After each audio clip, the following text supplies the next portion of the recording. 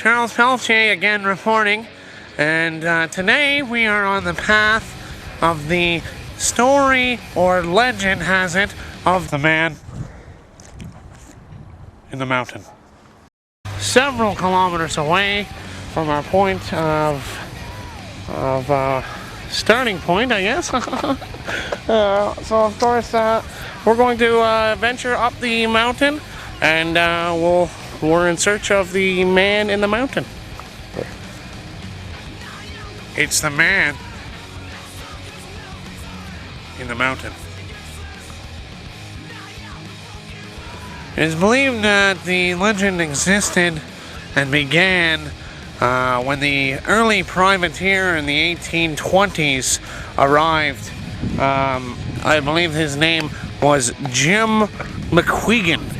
And Mr. McQuegan was well known throughout the United Kingdom for his ventures throughout the coasts nearby, discovering the Highlands of Scotland and such, and mapping them out.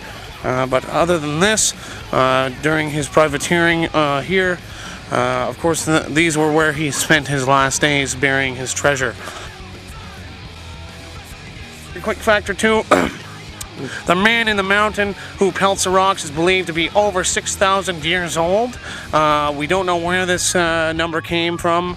Possibly something to do with Noah's Ark. We're not entirely certain when the Ark originally was built.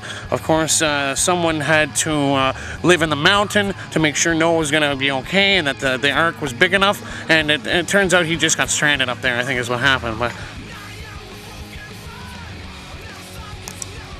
good evening. Again, checking back in after several grueling hours of hiking up the mountainside. We have arrived at the destination of the man in the mountain. Legend has it that there is an island where privateers may have stowed away buried treasure, and the man in the mountain, which is an engraving of a man, will throw rocks at you if you try to steal the treasure which is buried on the famous Bird Island. So again, we have found a campsite of some sort here. Obviously, we believe it may have been privateers camping out, maybe in search of a place to bury the treasure. So we're going to continue up the mountain. I'm very out of breath now. We're going to take a quick break, and we'll check back in shortly, okay? I am not a giant. It's just a small tree. Oh, damn it! We are here now, possibly a few hundred feet away from the top peak of the mountain. As you can see, it is very steep. One wrong footing, and it could be history, Charles Peltier. Oh, darn it! Don't attempt this. You know, it's not for amateurs. You have to be very physically fit, such as myself. And, of course, we're looking for rocks. Oh, I'm being pelted with rocks. This is the legend that we've been talking about. We're going to try to find, here's one of the rocks now. It may have been pelted because I am in search of the treasure.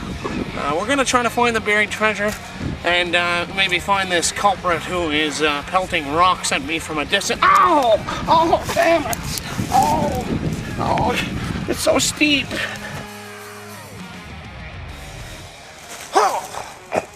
Miles away from civilization, still no sign of the legendary rock man.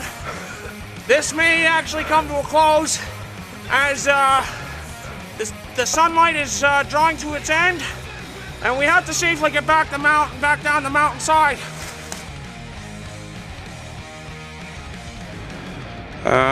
Very afraid for my life at this point after being pelted with several thousand rocks.